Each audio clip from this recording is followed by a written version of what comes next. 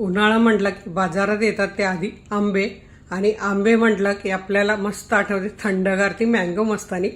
तर आज आपण मँगो मस्तानी बनवणार आहोत, शाही मँगो मस्तानी, तीही घरच्या घरी अगदी स्वादिष्ट मन तृप्त करणारी। तर नमस्कार, मी अनिता केदार रेसिपीज मराठीमध्ये तुमचं मनापासून स्वागत आहे। तर चला आज आपण बघूया शाही मस्तानी झटपट कशी बनवायची ते। मन तृप्त करणारी थंडगार अशी शाही मँगो मस्तानी आपण आज बनवणार आहोत। त्यासाठी मी इथे हापूस आंबे घेतलेले आहेत 2 आणि त्या 2चा ह्या 2 कप आपले पल्प असा काढून घ्यायचा आहे, किंवा हे बघा कसा कापायचा आंबा ते मी तुम्हाला दाखवते। अगदी झटकेपट अशा चिरा पाडून घेतल्यावर असा एक चमचा घ्यायचा आणि ह्या चमच्याने असे याच्या फोडी काढून घ्यायच्या। खूप झटपट होतो, अगदी आमरस बनवताना पण असं जर काढून घेतलं तर छान आंब्याचा रस होतो। तर आता हे 2 वाटीसाठी आपण घेतलेले आहे इथे 6 चमचे साखर आणि सजावटीसाठी साहित्य घेतलेले आहे बदाम, पिस्ता, ट्रुटी फ्रुटी, हे असं आपल्याला जे घरात अवेलेबल असेल ते घ्यायचं आहे। आता माझ्याकडे होतं, तुमच्याकडे जर हे नसेल तरीही चालेल।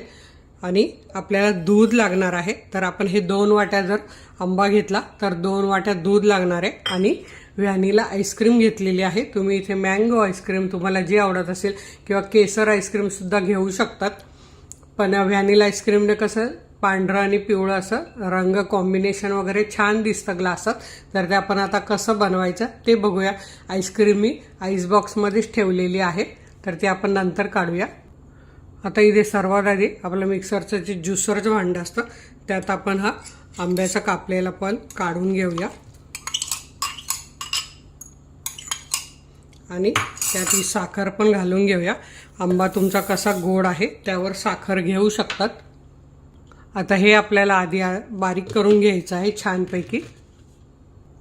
आणि ते आपल्याला काय करायचं आहे, हे सगळं थंड करून घ्यायचं। जसे आंब्याच्या आपण फोडी किंवा आंबा फ्रीजमध्ये ठेवायचा, थंड करून घ्यायचा। दूध पण एकदम मी असं चिल्ड करून घेतलेलं आहे, त्यामुळे मँगो मस्तानी खायला अशी मजा वाटते, खूप थंडगार छानपैकी। आपल्याला यात बर्फ घालायचा नाही, म्हणून हे दूध असं छान चिल्ड करून घ्यायचं। तर हे बघा 2 वाटी आंब्याला 2 वाटी दूध घातलेलं आहे। आता इथे आपल्याकडे आहे व्हॅनिला आईस्क्रीम। तुम्हाला जर याची लिंक पाहिजे असेल तर मी कमेंट बॉक्समध्ये नक्की देते। तर हे बघा असे 1-2 स्कूप आपल्याला यात आधी घालून घ्यायचे आहे, त्यामुळे मँगो मस्तानीची चव छानपैकी येते। आणि इतका भयंकर उन्हाळा आहे तर हे लगेच आपल्याला फ्रीजमध्ये ठेवायचं आहे। आता हे आपल्याला पुन्हा फिरवून घ्यायचं आहे छानपैकी। तर आपल्या इथे छान असा मँगो मिल्कशेक हे बघा छान घट्टसर थंड असा तयार झालेला आहे। आता आपण मँगो मस्तानी यापासून कशी बनवायची, म्हणजे सजावट कशी करायची ते बघूया। याआधी पण आपल्या चॅनलवर आईस्क्रीमच्या खूप साऱ्या रेसिपीज आहे, तर तुम्ही बघू शकतात। मँगो आईस्क्रीम आहे, व्हॅनिला आईस्क्रीम आहे, चॉकलेट आईस्क्रीम आहे, तुम्ही नक्की बघू शकतात।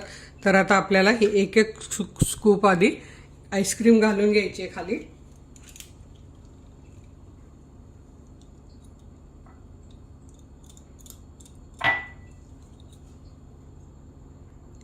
आता यावर आपण थोडी ही सजावट करून घेऊया, टुटी फुटी टाकून घेऊया। रंगीत असेल तर रंगीत घाला, पिस्त्याचे काप घालूया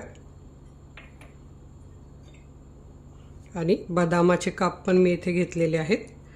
काजू काय आपल्याला आवडेल ते आपण घालू शकतो। आता यात आपल्याला हा मिल्कशेक घालून घ्यायचा आहे। ते तुम्ही बघू शकतात किती छान झालेला आहे।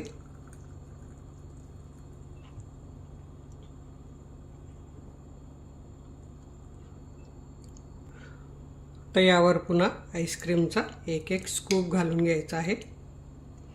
अगदी तुम्ही बाहेरची खाणार नाही, घरीच बनवून खाणार, इतका सुंदर लागतं ही मँगो मस्तानी। आता यावर पुन्हा आपल्याला असे मस्त टुटी फुटी रंगीत, आता माझ्याकडे फक्त लाल आहे, तुमच्याकडे रंगीत असेल तर तीही खूप सुंदर दिसते। बदामाचे काप, मस्त हिरवेगार पिस्त्याचे काप,